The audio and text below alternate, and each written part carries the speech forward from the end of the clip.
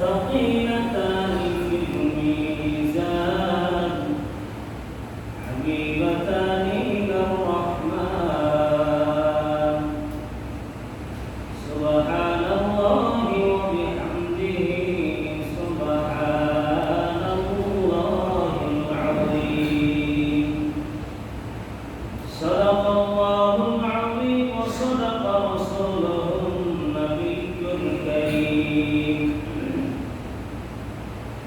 ونحن على ذلك من الشاهدين والشاكرين والذاكرين والحمد لله رب العالمين.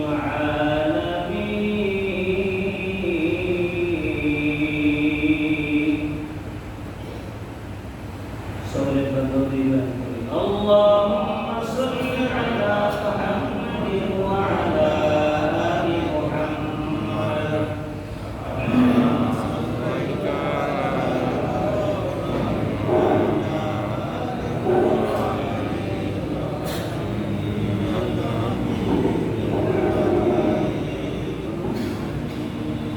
اللهم بارك على محمد وعلى آل محمد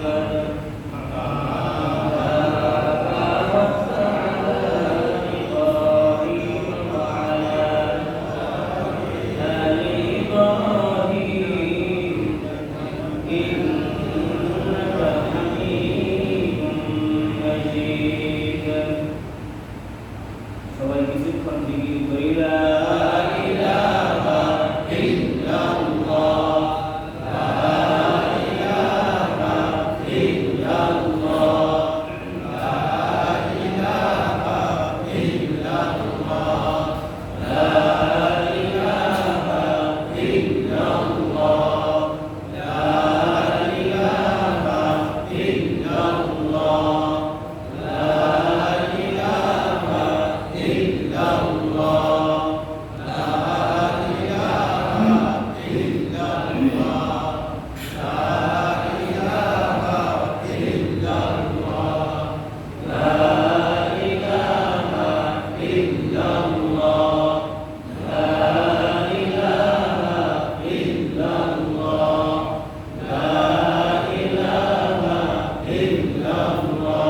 লা ইলাহা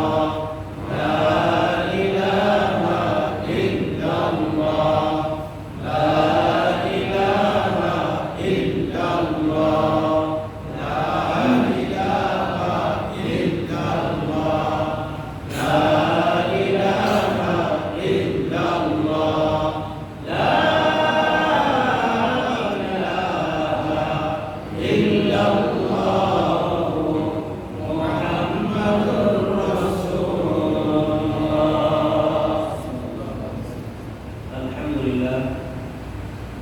আল্লাহ পাক রব্বুল আলামিনের দরবারে হাজার শুকর এবং সুজুদ, যিনি আমাদেরকে মেহেরবানি করে দয়া করে মহব্বত করে পছন্দ করে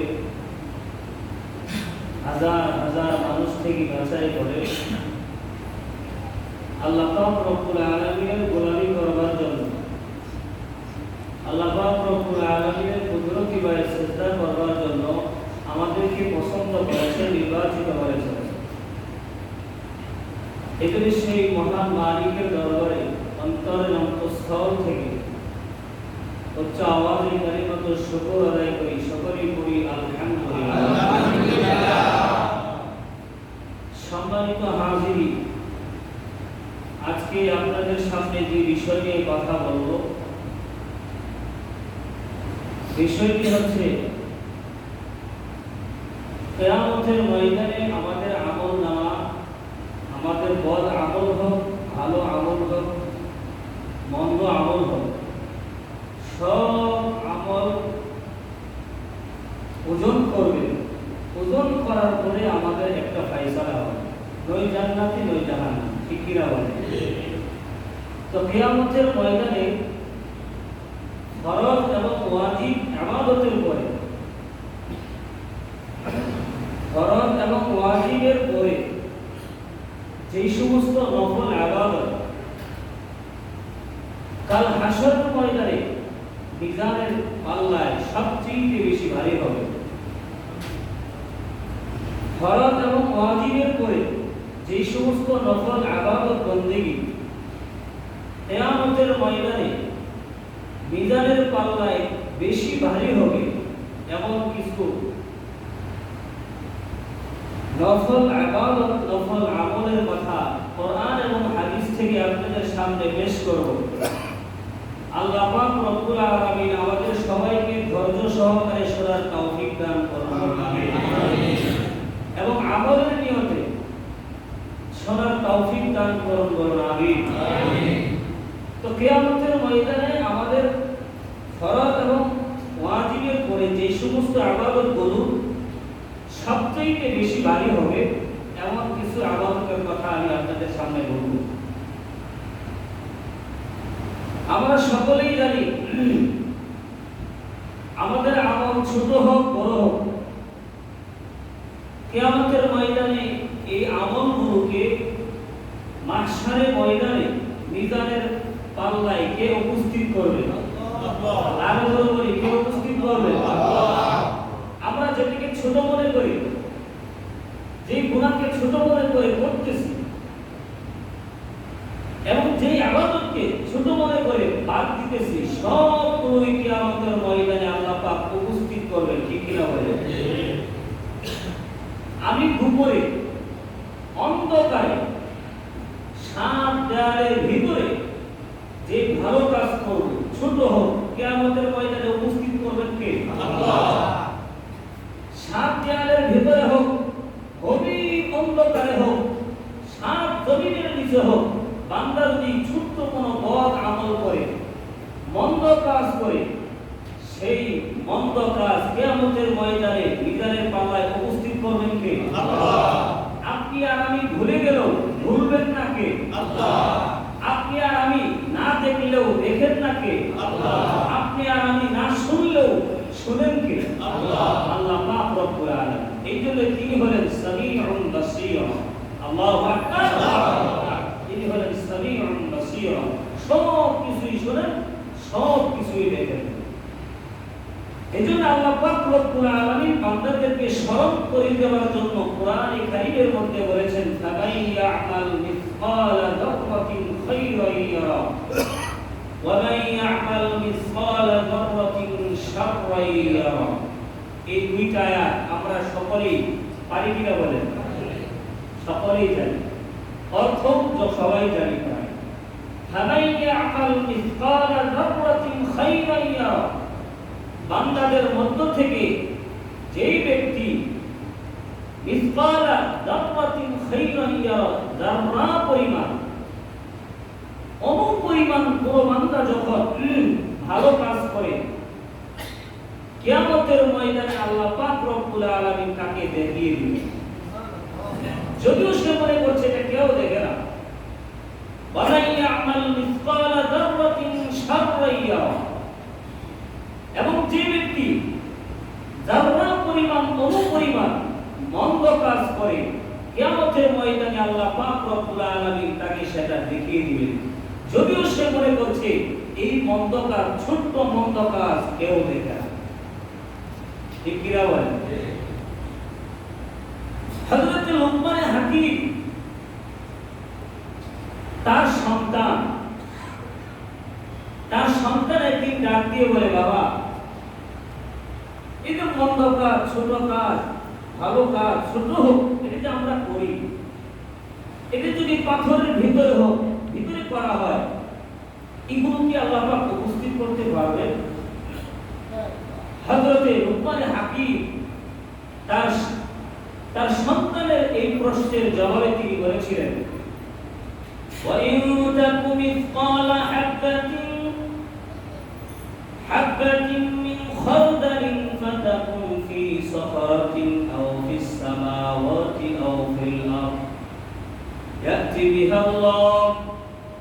লুকমান হাকিম তার সন্তানকে প্রশ্নের উত্তরে ডাক দিয়ে বলেন, ইন তাকু মিসকালা হাববাতিন মিন খারদালিন ফাতাকুন ফি সাখরাতিন আও ফিস সামাওয়াতি আও ফিল আরদ। ওই তুমি যদি কোনো কাজ করো ফি সাখরাতিন, পাথরের ভিতরে, কোথায়? পাথরের ভিতরে অথবা আসমান জমিনের কোথাও যদি তুমি কোনো কাজ করো, আর এই কাজটা যদি খারদাল সরিষার দানা পরিমাণ হয়, ইয়াতি বিহা আল্লাহ, আল্লাহ পাক রব্বুল আলামিন কিয়ামতের ময়দানে উপস্থিত করবে। কিয়ামতের ময়দানে সেটাকে উপস্থিত করবে। মানুষের আমলের উপরে তার ভাগ্য নির্ধারণ হবে কিয়ামতের ময়দানে। নয় জান্নাতের রাস্তা নয় জাহান্নামের রাস্তা তাকে ধরিয়ে দেওয়া হবে। আল্লাহ পাক রব্বুল আলামিন বলেন কিয়ামতের ময়দানে মাত্র দুইটা রাস্তা হবে, এর চাইতে বেশি কোনো রাস্তা হবে না। ফারিকুম ফিল জান্নাতি ওয়া ফারিকুম ফিস সাঈর। আল্লাহ পাক রব্বুল আলামিন দুইটা রাস্তার বর্ণনা করেন, ফারিকুম ফিল জান্নাতি ওয়া ফারিকুম ফিস সাঈর। নয়তো জান্নাতের রাস্তা নয় জাহান্নামের রাস্তা, এই দুইটা রাস্তার ব্যতীত আর কোনো রাস্তা হবে না। কে কোন রাস্তায় চলবে আল্লাহ পাক রব্বুল আলামিন তা বলে দিলেন। আম্মা মান যাকুলাত মাওয়াজিনুহু ফাহুয়া ফি 'ঈশাতির রাদিয়াহ ওয়া আম্মা মান খাফফাত মাওয়াজিনুহু ফাউম্মুহু হাওিয়াহ ওয়া মা আদরাকা মা হিয়া নারুন হামিয়াহ। আল্লাহ পাক রব্বুল আলামিন দুইটা রাস্তায়, এই দুই রাস্তায় কে অবলম্বন করবে, কে চলবে বলে দিলেন। যে লোকটার আমলনামায় আমলের পাল্লাটা ভারী হবে সে জান্নাতের পথ ধরবে, আর যার বদ আমলের পাল্লাটা ভারী হয়ে যাবে সে জাহান্নামের রাস্তার পথ ধরবে। সূরা মুমিনের মধ্যে আল্লাহ পাক রব্বুল আলামিন বলেন, ফামা যাকুলাত মাওয়াজিনুহু ফাউলাইকা হুমুল মুফলিহুন। যে ব্যক্তির নেক আমলের পাল্লাটা ভারী হবে, ফাউলাইকা হুমুল মুফলিহুন, কিয়ামতের ময়দানে তারা হবে সাফল্যকাম, তারা হবে সাফল্য। তাদের কোনো ভয় কিয়ামতের ময়দানে থাকবে না।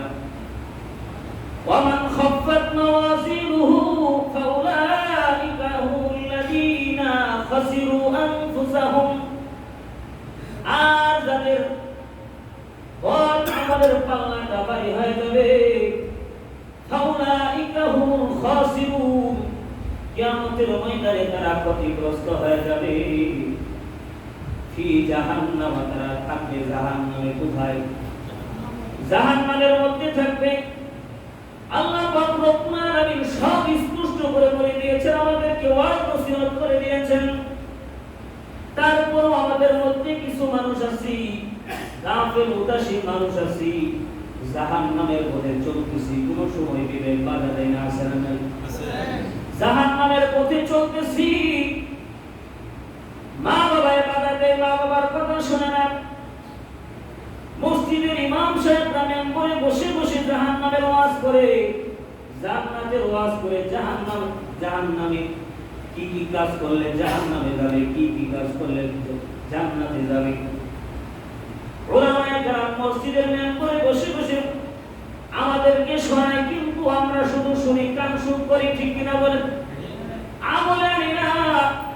কিন্তু কিয়ামতের ময়দানে বান্দাদের আফসোস করতে হবে, যেদিন প্রত্যেকটা বান্দার আমলনামাকে হিসাব করা হবে, বিন্দু বিন্দু করে কদমে কদমে হিসাব করা হবে। লা যুলমাল ইয়াউম, কিয়ামতের ময়দানে আর জুলুম করা হবে না কারোর উপরে। কিয়ামতের ময়দানে কদমে কদমে প্রত্যেকটা মানুষের আমলগুলো হিসাব করা হবে, ঠিক কিনা বলেন? এগুলো শুনতেছি, বুঝতেছি, কিন্তু তারপরেও জাহান্নামের পথে চলতেছি, জান্নাতের পথে চলার ইচ্ছা পোষণ করি না। প্রিয় ভাইরা আমার, কিয়ামতের ময়দানে যেহেতু বান্দার আমল নামার উপরে নির্ভর করে জান্নাত জাহান্নামের ফয়সালা হবে, এদের ফরজ এবং ওয়াজিবের করে কিয়ামতের ময়দানে যে সমস্ত নফল ইবাদতগুলো সবচেয়ে মিজানের পাল্লায় ভারী হবে, কয়েকটা আমলের কথা আমি আপনাদের সামনে বলবো। আল্লাহ পাক রব্বুল আলামিন আমাদের সবাইকে আমলের নিয়তে শ্রবণ করার তৌফিক দান করুন, আমিন। প্রিয় ভাইরা আমার, কিয়ামতের ময়দানে নফল ইবাদতের মধ্য থেকে সবচেয়ে বেশি ভারী হবে, মিজানের পাল্লায় সবচেয়ে বেশি ভারী হবে এর মধ্যে এক নাম্বার, যেটাকে আমরা সাধারণ ইবাদত মনে করি, গুরুত্ব দেই না, উদাসীনতা করে করে আমরা ছেড়ে দেই। দেখেন অত্যন্ত সহজ একটা ইবাদত, সেটা হলো কালিমাতুত তাওহীদ। তাওহীদের কালিমা, তাওহীদের কালিমা কি বলুন তো? লা ইলাহা ইল্লাল্লাহ। সবাই বলি লা ইলাহা ইল্লাল্লাহ, লা ইলাহা ইল্লাল্লাহ। কালিমাতুত তাওহীদ কিয়ামতের ময়দানে এতে কয়েকটা অক্ষরের একটা বাক্য, কিয়ামতের ময়দানে এই বাক্যটা মিজানের পাল্লায় অন্য ইবাদতের চাইতে বেশি ভারী হবে। আমরা সকলেই জানি হযরত মুসা আলাইহিস সালাতু ওয়াস সালাম একবার আল্লাহ পাক রব্বুল আলামিনকে বললেন, ইয়া আল্লাহ আল্লিমনি শাইআন আযকুরুকা ওয়া আদউকা বিহি। ইয়া আল্লাহ, আপনি আমাকে এমন বিশেষ একটা ইবাদত, বিশেষ একটা কালিমা শিখায় দেন, বিশেষ একটা জিকির শিখায় দেন, যে জিকিরের মাধ্যমে আপনাকে স্মরণ করব এবং আপনাকে ডাকবো। এমন বিশেষ একটা কালিমা আমাকে শিখায় দেন। আল্লাহ পাক রব্বুল আলামিন মুসা আলাইহিস সালাতু ওয়াস সালামকে ডাক দিয়ে বললেন, কুল ইয়া মুসা লা ইলাহা ইল্লাল্লাহ, কুল ইয়া মুসা লা ইলাহা ইল্লাল্লাহ। হে মুসা, তুমি আমার কাছে একটা বিশেষ জিকির শিখতে চেয়েছো, আমি তোমাকে বললাম তুমি এই জিকিরের মাধ্যমে আমাকে ডাকবা। কোন জিকির? লা ইলাহা ইল্লাল্লাহ। মুসা আলাইহিস সালাতু ওয়াস সালাম আশ্চর্য হয়ে জিজ্ঞাসা করলেন, ইয়া রাব, আমি আপনার কাছে এমন একটা কালিমা শিখতে চেয়েছি যে কালিমা কেউ জানে না, আর আপনি আমাকে এমন একটা কালিমা শিখিয়ে দিলেন যে কালিমা মানুষেরা সবাই জানে, জাতীয় জিকির সবাই জানে, লা ইলাহা ইল্লাল্লাহ। আমি আপনার কাছে চাইলাম বিশেষ একটা জিকির, যেই জিকিরের মাধ্যমে শুধু আমি একাই রাখবো আপনার, আর আপনি আমাকে শিখিয়ে দিলেন জাতীয় জিকির লা ইলাহা ইল্লাল্লাহ। এমন কোন মানুষ নাই যে জানে না লা ইলাহা ইল্লাল্লাহ। হিন্দুরাও জানে, ঠিক কি না? হিন্দুরাও জানে লা ইলাহা ইল্লাল্লাহ, এটা মুসলমানের কালিমাতুত তাওহীদ। খ্রিস্টানরাও জানে লা ইলাহা ইল্লাল্লাহ, কালিমাতুত তাওহীদ। হিন্দুরা, বৌদ্ধরা, খ্রিস্টান, ইহুদিরা সবাই জানে লা ইলাহা ইল্লাল্লাহ হলো মুসলমানের কালিমাতুত তাওহীদ। এমন একটা কালিমা শিখায় দিলেন যেটা জাতীয় জিকির সবাই জানে। আল্লাহ পাক রব্বুল আলামিন মুসা আলাইহিস সালাতু ওয়াস সালামকে ডাকতে বললেন, ও মুসা, তুমি এটাকে জাতীয় জিকির বলে সামান্য মনে করো, তুমি কি জানো লা ইলাহা ইল্লাল্লাহ এই জিকিরের মূল্য কেমন? আল্লাহ পাক রব্বুল আলামিন মুসা নবী আলাইহিস সালাতু ওয়াস সালামকে ডাকতে বললেন, ও মুসা, লা ইলাহা ইল্লাল্লাহ এটার মূল্য কেমন? কয়লাও আন্নাস সামাওয়াতি ওয়া আমিরুহুন্না ওয়াল আরদিন ফি কাফাতিন ওয়া লা ইলাহা ইল্লাল্লাহ ফি কাফাতিন। আল্লাহ পাক রব্বুল আলামিন বলেন, মুসা, লা ইলাহা ইল্লাল্লাহ মূল্য হলো সাত আসমান, সাত জমিন এবং আসমান জমিনের মধ্যে যা কিছু আছে সবগুলোকে যদি ফি কাফাতিন এক পাল্লায় রাখা হয়, লা ইলাহা ইল্লাল্লাহ ফি কাফাতিন, আর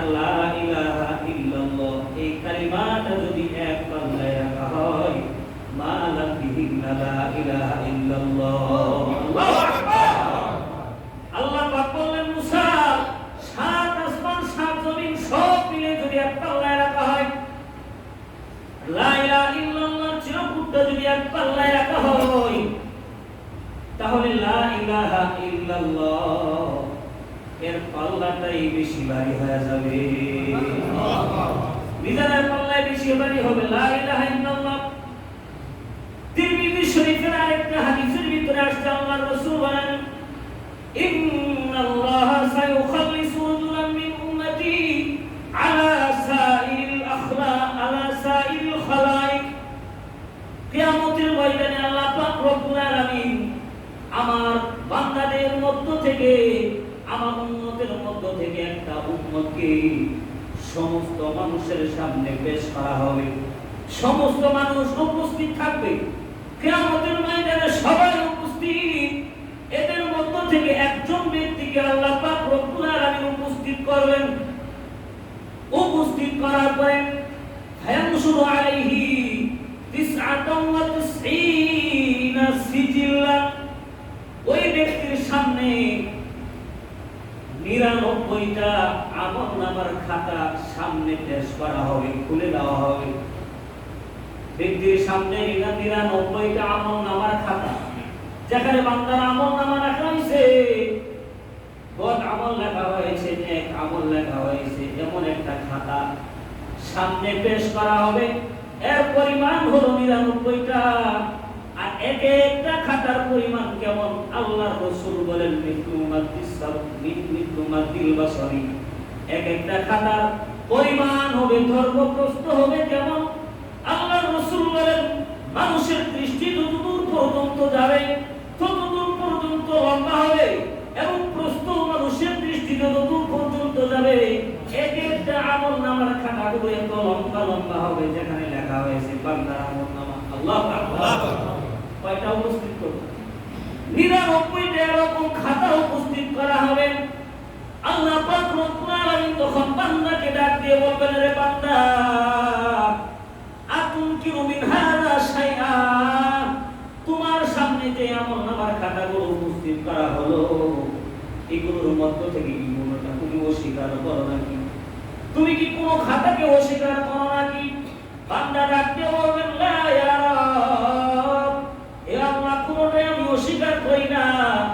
আল্লাহ পাক রব্বুল আলামিন তারপরে ডাক দিয়ে বলবেন, রে বান্দা, এই যে খাতাগুলো উপস্থিত করছি, তোমার আমলনামা লেখা হয়েছে, এগুলোর ব্যাপারে তোমার ব্যাপারে কি কোনো তোমার সন্দেহ আছে নাকি? বান্দা ডাক দিয়ে বলবেন, না ইয়া রাব, হে আল্লাহ, আমার বিন্দু পরিমাণ সন্দেহ নাই। এখানে যা লেখা হয়েছে সব সত্য লেখা হয়েছে, মিথ্যা লেখা হয় নাই।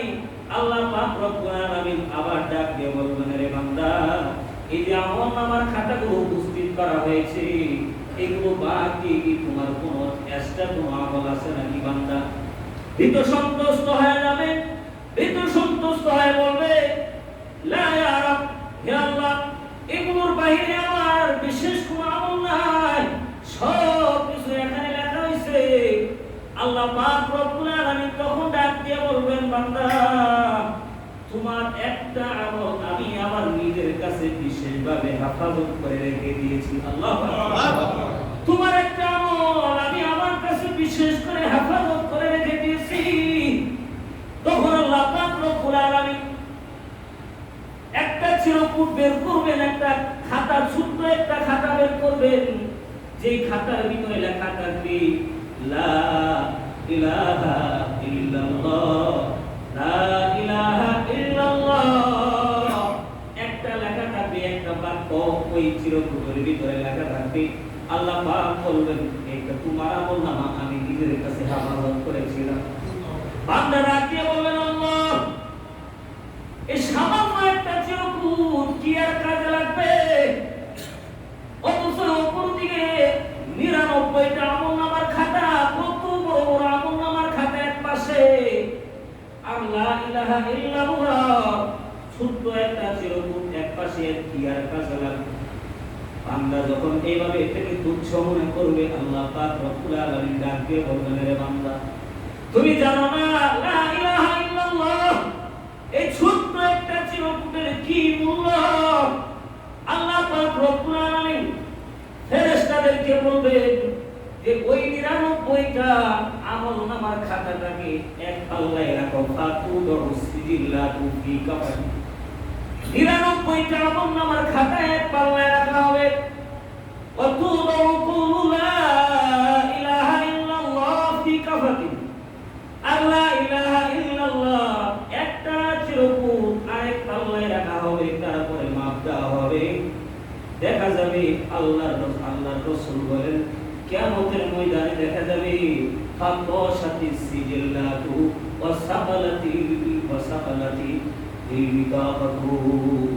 আল্লাহ রাসূল কিয়ামতের ময়দানে বলেন যে কিয়ামতের ময়দানে দেখা যাবে এই 99টা আমলনামার খাতা নিচের দিকে উপর দিকে চলে গেছে, আর লা ইলাহা ইল্লাল্লাহ একটা চিরকুট লেখা এই পাল্লাটা ভারী হয়ে গেছে। এখানে সময় থাকতে লা ইলাহা ইল্লাল্লাহ পড়ুন, জিকির করুন। অন্য হাদিসের ভিতরে আল্লাহ রাসূল তো বলেছেন, আল্লাহ রাসূল ঘোষণা করেছেন মান ক্বালা লা ইলাহা ইল্লাল্লাহ খালিসাম মিন কিবালিহি দাখালাল জান্নাহ।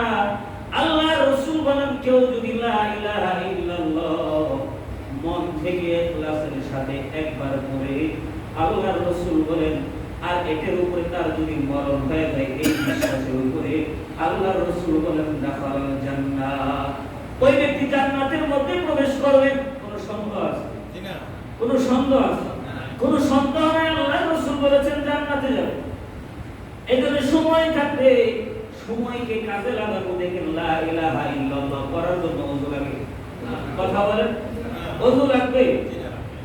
নামাজের শুরুতে বসে বসে পড়তে হবে। এটা বসে বসে করা যায়, শুয়ে শুয়ে করা যায়, রাস্তায় যখন হাঁটবো হেঁটে হেঁটেও করা যায়, দোকানে বসে বসেও করা যায়, ঘরে বসে বসেও করা যায়। কত সহজ একটা আমল, কিন্তু এর সওয়াব কত কি পরিমাণ দেখবেন। এই জন্য লা ইলাহা ইল্লাল্লাহ পড়বেন তো, বেশি বেশি পড়বেন তো। মসজিদে এসে গল্প করি, 5 মিনিট 6 মিনিট 10 মিনিট আগে চলে আসে, আসার পরে মসজিদের গল্পের বাজার বসে, এরকম আছে না নাই? আছে। আরে মসজিদে গল্প করা এটা তো এক অন্যায় কাজ। আর এই অন্যায় কাজ যিনি করতেছেন আবার আরেকজন শুনতেছেন, সে যদি শুনে সেটাও অন্যায়। একজন বলতেছেন এটা যেমন অন্যায় কাজ, আবার আরেকজন শুনতেছেন এটাও কি অন্যায়। এই জন্য মসজিদে কথাবার্তা না বলে যদি লা ইলাহা ইল্লাল্লাহ 5 মিনিট উচ্চারণ করি, কি পরিমাণ হবে বলেন? কি পরিমাণ লা ইলাহা ইল্লাল্লাহ বলা যাবে 5 মিনিট। এজন্য সময় নষ্ট না করে কমপক্ষে মসজিদে এসে জিকির করুন। পারবো তো ইনশাআল্লাহ? এক নম্বর লা ইলাহা ইল্লাল্লাহ মিজানের পাল্লায় বেশি ভারী হবে। 2 নম্বর আরেকটা সহজ ইবাদত, সুবহানাল্লাহি ওয়া বিহামদিহি সুবহানাল্লাহিল আযীম। এই জিকির সবাই জানে, প্রায় ফজিলত সবাই জানে, কিন্তু আমলের মধ্যে নাই, ঠিক কি না বলে? তাহলে এটা জানার কি ফায়দা? জানার কি আর ফায়দা থাকলো বলে? এজন্য জানতে হবে কিসের জন্য? আমলের জন্য। জানতে হবে কিসের জন্য? আরো জরুরি, জানতে হবে কিসের জন্য? শিখতে হবে আমলের জন্য। আল্লাহ রাসূল সাল্লাল্লাহু আলাইহি ওয়াসাল্লাম বলেন, বুখারী শরীফের সর্বশেষ হাদিস, এরপরে হাদিসটা বুখারী শরীফের সর্বশেষ হাদিস, হযরত আবু হুরায়রা রাদিয়াল্লাহু আনহু থেকে হাদিস বর্ণিত। তিনি ঘোষণা করেন আল্লাহ রাসূল বলেছেন, কালিমাতানে খফিফাতানে আলাল লিসান, দুইটা কালিমা এমন আছে যেটা জবানে উচ্চারণ করা সহজ, সাকিলাতানে ফিল মিজান, কিন্তু কিয়ামতের ময়দানে মিজানের পাল্লা অত্যন্ত ভারী হবে। হাবিবাতানে ইলার রহমান, আবার এই দুইটা শব্দ এত প্রিয় আল্লাহর কাছে, অন্যান্য জিকিরের চাইতে অনেক বেশি প্রিয় আল্লাহর কাছে। হাবিবাতানে ইলার রহমান, এই দুইটা কালিমা হলো আল্লাহর রাসূল বলেন সুবহানাল্লাহি ওয়া বিহামদিহি সুবহানাল্লাহিল আযীম। হাদিস শরীফের ভিতরে আছে কেউ যদি একবার সুবহানাল্লাহ বলে, এর বিনিময়ে কিয়ামতের ময়দানে আল্লাহ পাক রব্বুল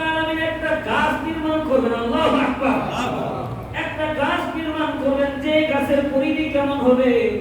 অন্য হাদিস শরীফের ভিতরে আসছে কেউ যদি ঘোড়া দিয়া 500 বছর দৌড়ায়, ওই গাছের এক মাথা থেকে আরেক মাথায় যাওয়া সম্ভব হবে না। মুসলিম শরীফের ভিতরে আসছে কেউ যদি একবার আলহামদুলিল্লাহ বলে, কেউ যদি একবার আলহামদুলিল্লাহ বলে, আল্লাহ রাসূল বলেন তামলাউ ফিল মিজান, মিজানের পাল্লায় সব দিয়ে ভরপুর করে দেওয়া হবে। দেখেন সুবহানাল্লাহ আলহামদুলিল্লাহ সহজ না কঠিন? আর জোরে বলি সহজ না কঠিন? অত্যন্ত সহজ। তো সহজ ইবাদতগুলো আমরা এই ইবাদতটা যদি করতে হয় ওযু লাগবে? কথা বলি ওযু লাগবে না। শুয়ে শুয়ে করা যায়, দাঁড়িয়ে দাঁড়িয়েও জিকির করা যায়, মসজিদে বসেও করা যাবে। এত সহজ আমার মিজানের পাল্লায় ভারী হবে। অতএব কেউ আমরা এই আমলটা ছাড়বো না ইনশাআল্লাহ। এটা হলো 2 নম্বর।